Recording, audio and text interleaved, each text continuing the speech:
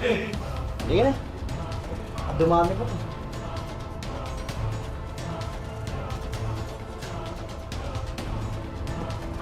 Uy, tulungan niyo yun! Tulungan niyo!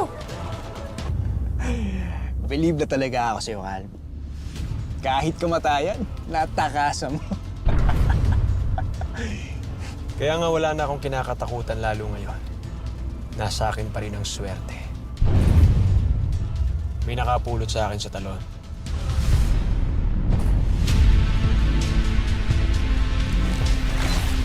Gary!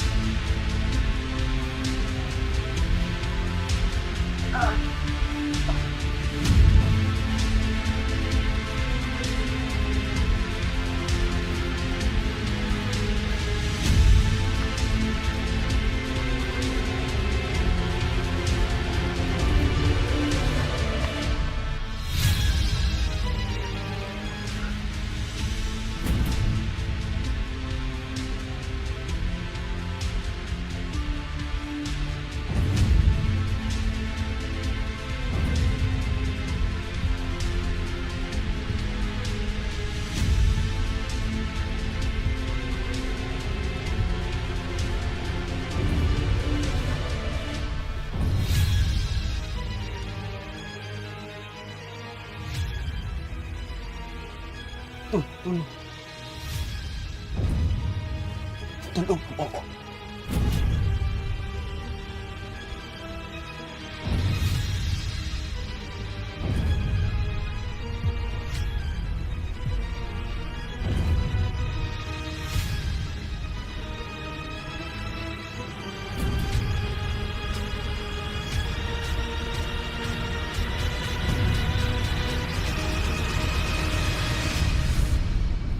Iningatan ako hanggang sa makuha ako ni Antonio. Antonio? Tatay mo yun, di ba?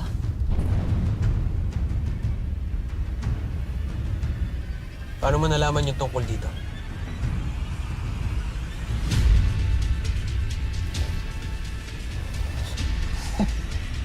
Sinabi na sa amin ni Uno ang lahat. Ang nakaraan mo at ang buong pagkatao mo. Alam na rin namin na hindi mo tunay na ama si Senyor. Pero kahit na ganun, siyempre. Kahit anong mangyari, kayo lang katapatan namin, tol. Alam ko namang maaasahan ko talaga kayo eh. Kaya nga lalong lumalakas sa loob ko dahil alam ko may makakakampi na naman ako. Oras na para bumuo tayo ng bagong sindikato. Isasama natin si Antonio at si Senator William. Ano to? Di ba traitor yun? Kaya nakukulong si Senyor ngayon dahil sa kanya. Huwag kang mag-alala, Pablo. Hindi ako kasing tanga ng kinilala kong tatay. Gagamitin lang natin sila hanggang sa mabalik natin yung kapangyarihan natin.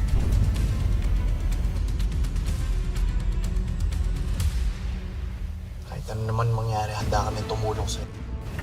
Ang mahalaga muna ngayon, mamatay si Elias. Hindi ako namatay kasi nga hindi ko pa siya napapatay. Papatay natin si Elias. Pati na rin yung mga mahal niya sa buhay. Yari ka, Elias. Damay-damay na to.